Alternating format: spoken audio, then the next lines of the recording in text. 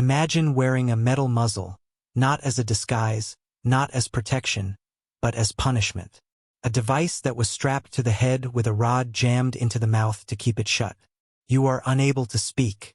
You are unable to swallow. You can barely swallow. Saliva runs freely down the chin.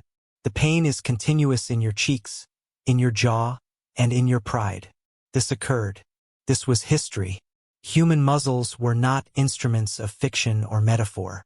They were used barefaced across Europe and the Americas on the slaves, on women, on the powerless. This is the startling story of human muzzles, how and why they were employed, what they represented, and what they reveal regarding the worst of power. A human muzzle was effectively an appliance with a single function, to muffle someone. That does not even begin to convey the sadism of its design, typical of iron or steel. A man's muzzle consisted of bands around the head and chin, even the face, in a sophisticated cage-like arrangement. The most fearsome and ghastly feature was the metal bit or plate rammed into the mouth of the wearer. This either forced the tongue down, forced the jaws as far apart as possible, or silenced any type of vocalization at all. Others included spikes that pierced the tongue whenever the individual attempted to move the tongue. On others, the entire headgear was locked into place and could only be taken out by the individual who had put it in. These instructions were not uniform. They were constructed to great deviation. Some for temporary ad hoc application and others for the specific purpose of prolonged agony. They were all founded on the same precept, control by enforced quiet. Human muzzles varied over space and time, and typically took forms responsive to contemporary cultural or political trends. In 16th and 17th century England and Scotland, the most common expression was the scold's bridle, an English innovation that was usually used against female scolds. That is, women who spoke too much, too often, or too forcefully for their sex. Silence was a virtue or women's anyway.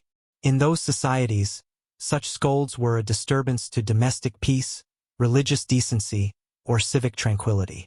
The bridle was one of the public and agonizing methods of subordinating an individual to obedience. At the same time during the 18th and 19th centuries, when the transatlantic slave trade was most fervent, an identical implement was used on slaves in the Americas. They were also referred to as iron bits or slave muzzles. Slave masters used them mainly to discipline slave insurgents, disobedient slaves, those attempting to escape, or those speaking their native languages. Some were used even to punish slaves for eating dirt or indeterminate things. Substance, an act of desperation more likely to be associated with religious protest or suicide, whether on a European town square, southern plantation. The device was not only to punish, but to make an example and enforce silence, literally and symbolically. Let us reveal a little closer. A scold's bridle was a standard one fashioned in iron, strapped tightly around the head, and tied in the back or under the chin. Hitched to it was a flat iron gag. The bridle bit put in the mouth. It was laid on top of or pushed against the tongue. They came with pointed tips or spikes on them that bled whenever the tongue brushed against them. They also had bells or horns on the top to attract public attention as a supplement to injury brought about by bodily suffering. Slave muzzles were less sophisticated and more crude in design. Iron collars were about solid faceplates or about horizontal bars driven into the mouth. They hindered breathing and made it effectively impossible. The metal became hot in the sun and left burns. It clung to the skin when cold. They were worn for hours or days depending on the severity of the case. The longer the more likely the chance of infection, asphyxiation, or facial injury. These muzzles, however, were not made for humane use. They were made to humiliate and dominate. So, who wore human muzzles and why? In early modern Europe, the bridle was almost exclusively used on women. They were a spectacle, not human but a threat. This humiliation was deliberate. It was a warning to others. You could be next. It also continued to perpetuate the belief that speech, perhaps the most basic human utterance, was something to be snatched away on a whim by the powers that be. And even when finally taken away, damage so frequently lingered.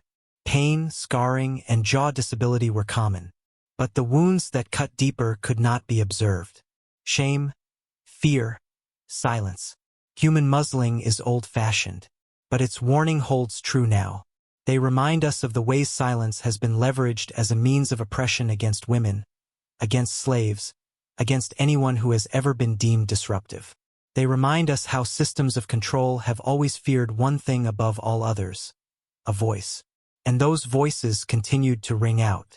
Enslaved people had transmitted music, stories, and acts of defiance. Women continued to speak, write, protest, and take up space. Muzzle did not succeed in its ultimate goal because memory, truth, and history cannot be muzzled forever. Iron bits and scold's bridles do not work today. Their ghosts remain, however, in shows that still silence the marginalized, mock dissent, and shame speech. The contrast: now we can tell the tale. We can talk and listen openly. Thank you for joining me as I worked through this spooky chapter in our history. If it taught you something, pass it along. Because the louder we yell, the harder it gets to remain silent about the facts.